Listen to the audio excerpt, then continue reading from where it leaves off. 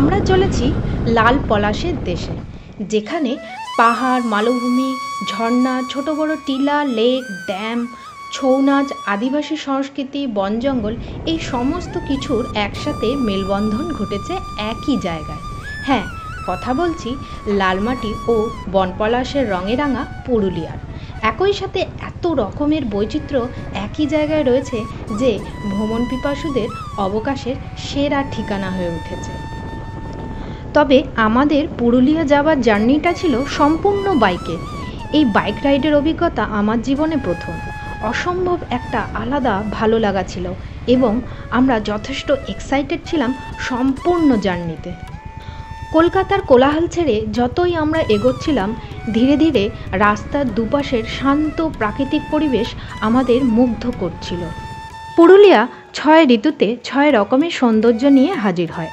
June থেকে August মাস অবধি বর্ষাকালের সময় এলে আপনি একদম সবুজ পুরুলিয়াকে দেখতে পাবেন। মার্চ এপ্রিল মাস নাগাদ একদম চারিদিকে পলাশ ফুলে রাঙা পুরুলিয়া। আবার অক্টোবর থেকে ফেব্রুয়ারির মধ্যে পুরুলিয়ার সৌন্দর্য আলাদা। এই সময় উষ্ণতা একটু কম থাকে। তবে আমরা পৌঁছে গিয়েছিলাম জানুয়ারি মাসের প্রথম দিকে। কলকাতা থেকে প্রায় 250 কিমি পথ পেরিয়ে প্রায় 8 ঘন্টার মতো জার্নি করে আমরা পৌঁছে গিয়েছিলাম পুরুলিয়া। আমাদের পুরুলিয়া ট্যুরের প্রথম পর্বে থাকছে zigzag view point, marble lake, upper dam, lower dam, Bamni falls, Durga falls. Purulia থেকে অযোধ্যা পাহাড়ের দূরত্ব প্রায় 36 কিমি। পাহাড়ি রাস্তার সৌন্দর্য উপভোগ করতে করতে আমরা এগিয়ে চললাম। পথে তো আমরা প্রবল জ্যামের মুখে পড়লাম। আরে না না, এ জ্যাম যানবাহনের নয়। এক কৃষক তার পোষ্য গরুদের নিয়ে বোধহয় চড়াতে বেরিয়েছিল, তো আমাদের বাহন ধীরে ধীরে তাদেরকে পাশ কাটিয়ে এগোতে থাকলো। এই রকম পাহাড়ি রাস্তায় এই ধরনের গ্রাম্য সরল জীবনগুলোই তো উপভোগ করার মতো।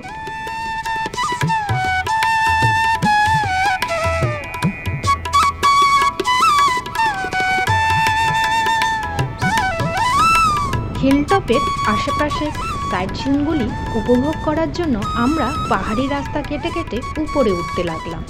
এবার যে পয়েন্টে এসে হাজির হলাম সেটি হলো ইউটার্ন ভিউ পয়েন্ট। ঠিক অনেকটা সিল্ক রুটের জিগজ্যাগ ভিউ পয়েন্টের মতো। যে জায়গায় আমরা দাঁড়িয়ে আছি সেখান থেকে এর ভিউ অসাধারণ। আমাদের চোখে একটা আলাদা তৃপ্তি দিচ্ছিল। পাহাড়ি পথটি কি সুন্দর সাপের মতো এঁকে বেঁকে উপরে উঠেছে। পুরুলিয়াতেও এই রকম একটা দৃশ্যের সাক্ষী থাকবো ভাবতেই পারিনি। এখানে কিছুটা সময় কাটিয়ে আমরা এগিয়ে চললাম আমাদের পরবর্তী গন্তব্যে।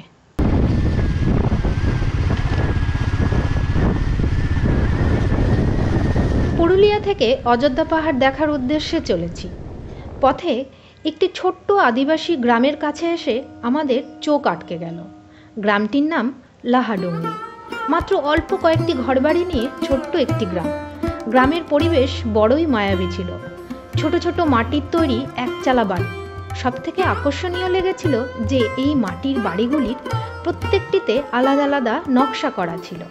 এত নিখুঁত ও মসৃণ দেয়ালগুলো যে মনেই হচ্ছিল না এগুলো মাটির।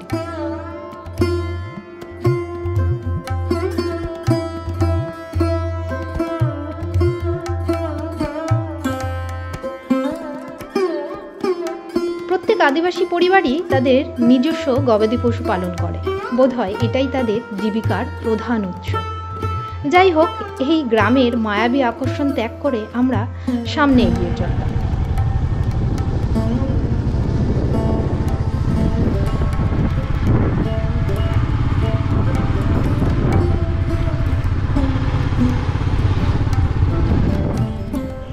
আমরা এখন অযোধ্যার একেবারে হিলটপে এসে পৌঁছেছি।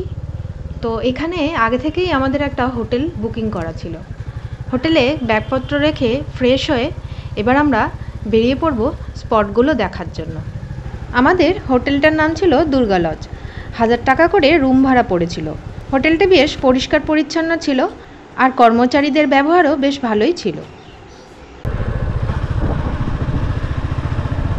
ফ্রেশ হয়ে আমরা বেরিয়ে পড়লাম আমাদের প্রথম স্পট মার্বেল লেক দেখার জন্য। অযোধ্যার হিলটপ থেকে এই মার্বেল লেকের দূরত্ব 7 কিলোমিটার। পুরুলিয়া দেখতে এলে যদি এই মার্বেল লেক না দেখেন তো অযোধ্যা সার্কিটের একটা পপুলার স্পট কিন্তু আপনি মিস করবেন।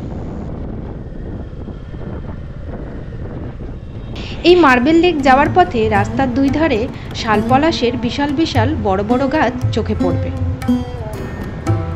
আর মাঝখান দিয়ে চলে গেছে সুন্দর কালো পিচের রাস্তা। পুরো অযোধ্যা পাহাড় জুড়েই এই ধরনের সুন্দর রাস্তা দেখতে পাওয়া যাবে। পুরুলিয়া এখন বিশেষ পর্যটন কেন্দ্র হিসেবে গড়ে ওঠায় গভর্নমেন্ট এখানে বিশেষ বাড়তি নজর দিচ্ছে।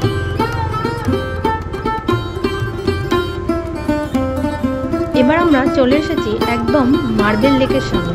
তবে মার্বেল লেক যাওয়ার জন্য একটা যে মেন এন্ট্রান্স রয়েছে সেখান দিয়ে না গিয়ে আমরা এর পাশে আরেকটি রাস্তা আছে সেখান দিয়ে ধরে চলে এলাম একদম উপরে মার্বেল লেকের একদম টপে, এর টপ ভিউটা পুরো দেখার জন্য। এতটা ওপর থেকে মার্বেল লেকটাকে জাস্ট অসাধারণ লাগছে। আমরা ভালোই করেছি মূল এন্ট্রান্স দিয়ে না গিয়ে একেবারে সোজাসুজি এই উপরে চলে এসেছি। ভিউটা জাস্ট অসাধারণ। এই ওপর থেকে লেকের নিচ পর্যন্ত ডিস্টেন্স প্রায় 4 তলা বাড়ির সমান হবে। এখান থেকে পড়ে গেলে কিন্তু আর রক্ষে নেই, একদম রাম নাম সত্য হয়ে যাবে।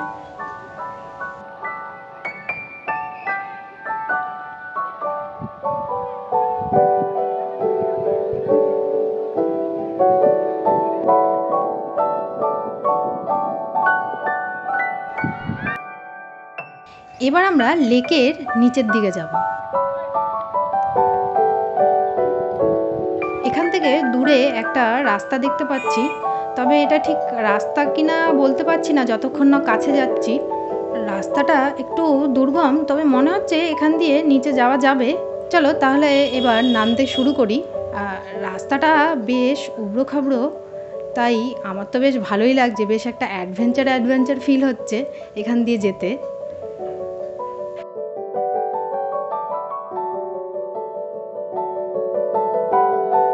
তবে একটু বেশ সাবধানেই আমাদের যেতে হচ্ছে এখান দিয়ে। যাই হোক, এবার একদম লেকের নিচে চলে এসেছি। এত কাছ থেকে লেকের জলটা একদম স্বচ্ছ আর নীল লাগছে। পুরুলিয়ার এই লেক পর্যটকদের এক অন্যতম আকর্ষণের কেন্দ্র হয়ে উঠেছে। এই লেককে অনেকে গ্র্যান্ড ক্যানিয়নের সঙ্গেও তুলনা করে থাকে। পুরুলিয়ার রুক্ষ পাহাড়ের বুক চিরে এই লেক তৈরি হয়েছে, যা পুরুলিয়ায় আসা পর্যটকদের কাছে এক অন্যতম আকর্ষণের কেন্দ্রবিন্দু হয়ে উঠেছে। এই মার্বেল লেকের চারপাশের পাথরগুলো মার্বেলের মতনই দেখতে লাগছে, আর এই মার্বেল লেকটা কিন্তু ম্যানমেড।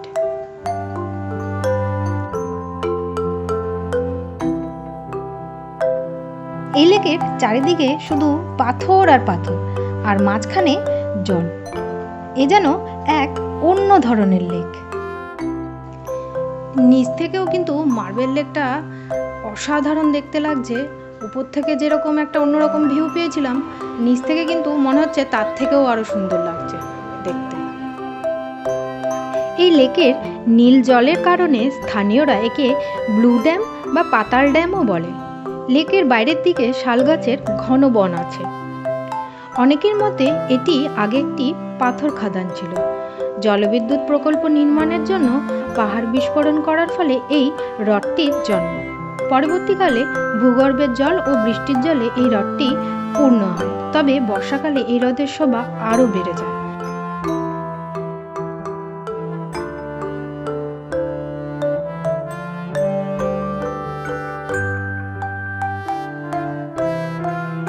মার্বেল লেকে বেশ কিছুটা সময় কাটিয়ে আমরা এবার চললাম পরবর্তী স্পটে।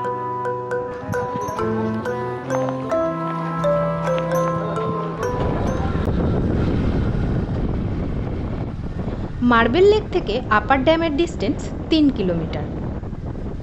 আমরা এখন এসে পৌঁছেছি আপার ড্যামে। প্রথমেই যেটা আমাকে মুগ্ধ করলো তা এর স্বচ্ছ নীল জল। অযোধ্যা পাহাড়ের একদম হৃদয়ে অবস্থিত পুরুলিয়ার বৃহত্তম জলের বাঁধগুলোর মধ্যে এটি একটি। বাঁধের সাথেই যে রাস্তাটি তৈরি হয়েছে তা অত্যন্ত পরিচ্ছন্ন। তার সাথে এখানকার পরিবেশও শান্তিপূর্ণ। লম্বায় প্রায় 1 কিলোমিটারেরও বেশি, বাঁধটির ঠিক অপর দিকে রয়েছে একদম সবুজে ঘেরা পাহাড়। যতদূর আমার চোখ যাচ্ছিল পাহাড়ের সৌন্দর্য আমাকে মুগ্ধ করছিল। একদম টপ থেকে সবুজে ভরা পাহাড়ের সিনিক বিউটি যে কোনো ভ্রমণ পিপাসু ব্যক্তির কাছে সত্যি একটা উপরি পাওনা। সেলফি বা ভিডিও তোলার জন্য এই জায়গাটি একদম আদর্শ বলা যেতে পারে। তাই এই ড্যাম পুরুলিয়ার মোস্ট পপুলার ট্যুরিস্ট ডেস্টিনেশনও বলা যেতে পারে। সকালের সূর্যোদয় কিংবা পড়ন্ত বিকালের সূর্যাস্তের অসম্ভব সুন্দর সিনিক ভিউ পাওয়া যায় এখান থেকে। আপার ড্যামে দুটো ট্যানেল আছে। টারবাইনের সাহায্যে এখানকার জল লোয়ার ড্যামে ফেলা হয়, আবার লোয়ার ড্যাম থেকে জল আপার ড্যামে তোলা হয়। প্রায় 900 মেগাওয়াট বিদ্যুৎ উৎপাদন হয় এই দুই ড্যাম থেকে। আপার ড্যামের মনোমুগ্ধকর পরিবেশ ও মনোরম অভিজ্ঞতাকে সঙ্গে নিয়ে এরপর আমরা রওনা হলাম লোয়ার ড্যাম দেখার জন্য।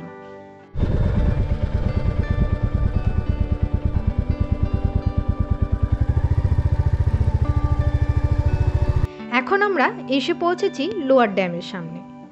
একটু উপর থেকে এর ভিউ অসাধারণ লাগছিল। লোয়ার ড্যামের 3 দিকেই পাহাড়ে ঘেরা। এটি সমুদ্রপৃষ্ঠ থেকে 337 মিটার উচ্চতায় অবস্থিত। এই উচ্চতা থেকে সানসেট দেখার মজাই আলাদা, অসম্ভব সুন্দর ভিউ পাওয়া যায়।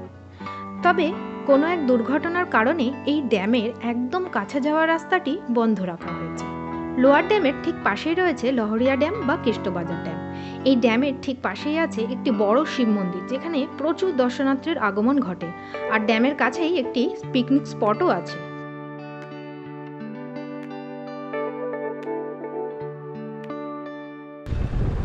অযোধ্যা পাহাড়ের আরেকটি অন্যতম আকর্ষণ বামনি ফলস। ফলস খোলা ও বন্ধের সময় সকাল 8:30 থেকে বিকেল 4টে পর্যন্ত। আমরা এখন বামনি ফলসের প্রবেশদ্বারের কাছে এসে পৌঁছেছি। ঢুকতেই দেখলাম বাঁধানো সিঁড়ি রয়েছে, আর চারপাশে কিছুটা জায়গা সৌন্দর্যায়ন করা হয়েছে। একটু নামতেই দুপাশে দুটি বাঁশের সাঁকো চোখে পড়ল। বামনি ফলস দেখার 3টে ধাপ রয়েছে। এটি প্রথম ধাপ। সাঁকোর ঠিক নিচ দিয়ে বয়ে যাচ্ছে ঝর্ণার জল। ভাবছেন এটাই বামনি ফলস? আরে না না, ফলস দেখার জন্য পেরোতে হবে প্রায় 350-এরও বেশি সিঁড়ি। বাঁধানো সিঁড়ি দিয়ে আমরা বেশ খানিকটা নিচে নামতেই চোখে পড়ল ঝর্ণার জল। এখানে বামনি ফলসের প্রাথমিক ভিউটা সামান্য দেখা যায়। এটা দ্বিতীয় ধাপ। এখানে সিঁড়ি দিয়ে নামার সময় দু সাইডে জঙ্গল চোখে পড়বে। এখানে নামার সময় প্রায় 300টা বাঁধানো সিঁড়ি রয়েছে। তারপরে পাহাড়ের পাথর কেটে রাস্তা তৈরি করা হয়েছে। আর এখান দিয়ে এই পাথরের রাস্তার দিয়ে নামতে নামতে বেশ অ্যাডভেঞ্চার ফিল হবে। এখান থেকে আরও নিচে নামতে হবে। সিঁড়িগুলো যথেষ্ট খাড়াই। বেশ অনেকটা খাড়াই রাস্তা পেরিয়ে এবারে এসে পড়লাম সেই ফলসের সামনে। এটা ফলসের 3য় ও শেষ ধাপ। অনেকটা উঁচু থেকে ঝর্ণার জল নিচে পড়াতে তার যে আওয়াজ হচ্ছিল, সেই আওয়াজে এক প্রকার কান পাতা দায় হচ্ছিল। দেখলাম প্রচুর মানুষের ভিড় এখানে এই ফলস দেখার জন্য। একবার মনে হচ্ছিল যে এতটা সিঁড়ি ভেঙে নিচে নামতে পারলেও উঠতে যথেষ্ট বেগ পেতে হবে, কিন্তু এখন মনে হচ্ছে ভুল কিছু করিনি। তবে মুহূর্তের মধ্যে আমার কষ্ট করে নামার সমস্ত ক্লান্তি নিমেষে দূর হয়ে গেল এই জলপ্রপাতের অপরূপ প্রাকৃতিক সৌন্দর্য দেখে।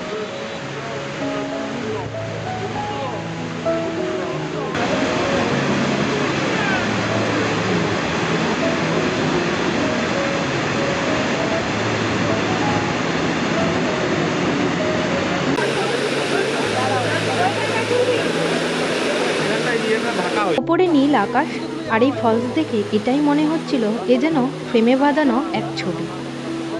দেখলাম প্রচুর মানুষের ভিড় এখানে এই ফলস দেখার জন্য। অনেকে তো আবার স্নানও সেরে নিচ্ছেন এই জলে। এখানে স্নান করলে একটু সাবধানতা অবলম্বন করতে হবে, কারণ পাথরগুলোতে শ্যাওলা জমে একটু স্লিপারি হয়ে গেছে।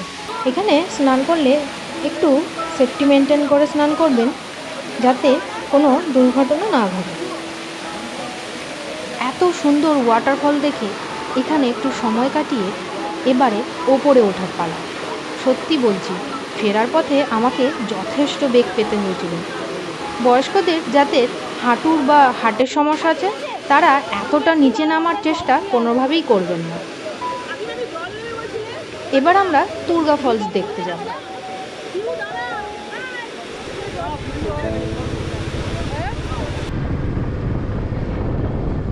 বামনি থেকে তুলগা ফলসের দূরত্ব প্রায় 1.5 কিমির মতো। আমরা রাস্তার দুপাশে সবুজে ঘেরা পাহাড়ের সৌন্দর্য তাড়িয়ে তাড়িয়ে উপভোগ করছিলাম।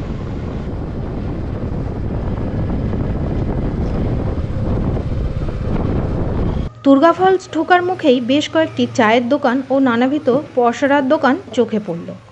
এখানে দেখছি দোকানিরা সবেমাত্র তাদের দোকান সাজাচ্ছে, তবে এখন খুব একটা লোকজন চোখে পড়ছে না।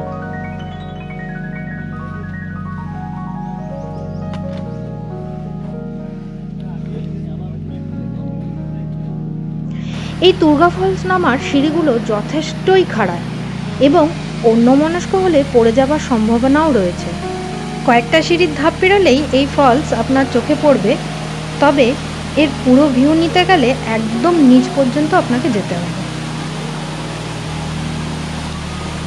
বামনি ফলসে যদিও কিছুটা সিঁড়ি ছিল, কিন্তু এখানে সিঁড়ি বলতে তেমন কিছুই নেই। পাহাড়ের পাথর দিয়েই রাস্তাটা তৈরি হয়েছে। এই ফলসে পৌঁছানোর জন্য খুব গভীরে নামতে হয়নি ঠিকই, কিন্তু এতটাই খাড়াই যা বামনি ফলস নামারই সমতুল্য মনে হচ্ছিল। বেশ কিছু জায়গায় বালিমাটির মিশ্রণ থাকায় মাঝে মাঝেই পা স্লিপ করছিল। এখানে সিঁড়ির সংখ্যাটা খুব বেশি নয়, প্রায় 100-র কাছাকাছি হবে। তুর্গা ফলস নামার মুখ থেকেই আপনি এর জলের শব্দ স্পষ্ট শুনতে পাবেন।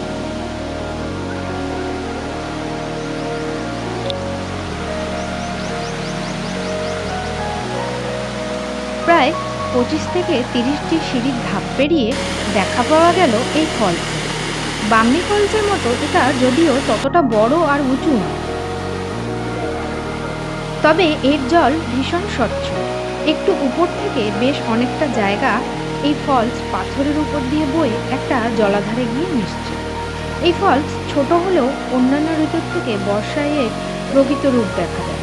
তখন মনে হয় যে সরাসরি আকাশ থেকে এই ফলস পাথরের উপর দিয়ে বয়ে জলাধারে এসে মিশেছে।